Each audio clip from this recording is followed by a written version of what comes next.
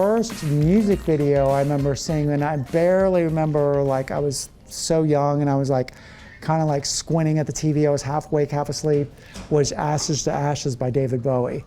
And I heard the song and saw the visual that went with the song, and they never seem like two separate things. It's not like, oh, here's, you do music here and then you do the visual like they seem like one because of people like Bowie, and then eventually Bootsy and you know, George Clinton and people like that. It seemed like one thing. So like even now, like, you know, once in a while, you know, you get your occasional troll on my thing, like, what are you doing dressed up, like looking so funny or whatever. And it's like, if I went on with t-shirt and jeans, I would feel like I was dressing up. That would feel like dress up to me, you know? And no shit, anybody who dresses like that's great if that's your vibe, but it's like, so this just feels like natural, you know? So, and I think, you know, part of it's, and me and Bootsy joke about this a lot because Bootsy's from Cincinnati too. You know, Cincinnati's not New York, we're not LA. So we're like that little kid in the back of the class that has to kind of yell a little bit and put his hand up a little higher. And I think there's that thing where we innately want to be like, since we're in the back of the classroom, to try to like be a little bit larger than life, you know, type thing. Yeah, subtlety's not our best trait. Yes, yeah. A guy named Gary Mudbone Cooper who sings with Parliament Funkadelic and Bootsy. He had his own group called Sly Fox. He had a big song called Let's Go All the Way. It was a big #1 hit. But he started having me do demo stuff with him. I was just starting to get my name around Cincinnati as a bass player, and he's like, hey, do you want to play on some of these bass demos? And didn't even know he knew Bootsy or any of that kind of stuff.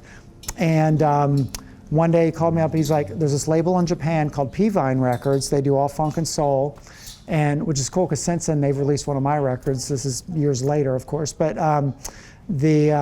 he said they're doing this Jimi Hendrix tribute record where they're having different funk artists write songs about him, not cover songs, but write songs about Hendrix. Like Ohio Players were doing one, and I think some of the guys from Earth, Wind & Fire were doing one. Well, Mudbone was doing one with a guy named Michael Hampton, and if you're a P-Funk fan, you know that's Kid Funkadelic, and he's a big P-Funk guy too. And so he's like, do you want to play bass on it? I was like, well, yeah, of course, you know. And he's like, cool, well, I'll pick you up on Thursday. Bootsy's going to produce an engineer. We're going out to his house, and I'll see you then. Like, I was like, it was like that cartoon thing, like we're going like slow down. We're going whose house and what? So, you can imagine I was like, you know, couldn't even sleep for the next 3 days. And so we drive out to Bootsy's. Bootsy was engineering the track and producing the track. And you know, he just met me, so I'd be honest, I don't think he really knew couldn't remember what my name was or whatever. So he said, hey, I've got some effects you want to plug in. So I plugged into all these effects, and I'm putting all these weird sounds on my bass, which I love. And he's like, man, you got the freaky bass thing going. And then as the session went on, I'm like, because he probably couldn't remember my real name, he's like, hey, Freak, come over here. And then people around there started calling me Freekbass just because it was easier to remember. And then a couple weeks later, he emailed me, and he's like, man, you should just go with that. That's your name. And I'm like, that sounds good to me. So that's kind of how it worked. Yeah. And he's notorious, you know, he Babyface, you know, he gave Babyface his name, and so he's a nickname guy. Yeah. Yeah. I was always in a battle with my basses to get my G string to sound as bottomy as my E string. I don't mean like it's a different frequency and different tones, of course, but like a lot of, especially upper end basses, the G string gets real tinky, you know, and when I'm yanking on that string, I want it to sound meaty, you know, and that's the way you guys, with the fan frets, with the bridge, I mean, I just love, way more than I even thought I was going to be honest with you. Balance is just incredible. I mean, I can't say that enough. You know, there's so many basses you grab and it's this, you know, and my theory, you know, as I teach a lot of bass too, and it's like, all you want to think about, this is like the piano, and you don't want to be thinking about holding it and also playing too as well. So there's some, and even this, I mean, this is a 5-string, and this is for 5-string. 5-strings can get pretty heavy sometimes, and this thing's, I mean, it's super comfortable. The contouring, obviously. I was kind of a little nervous about the fret thing, you know, like I'm sure a lot of people are when they first get it. And what blew me away is how well I see, this is where I thought it would be the weirdest, because when the frets get closer, it looks more pronounced.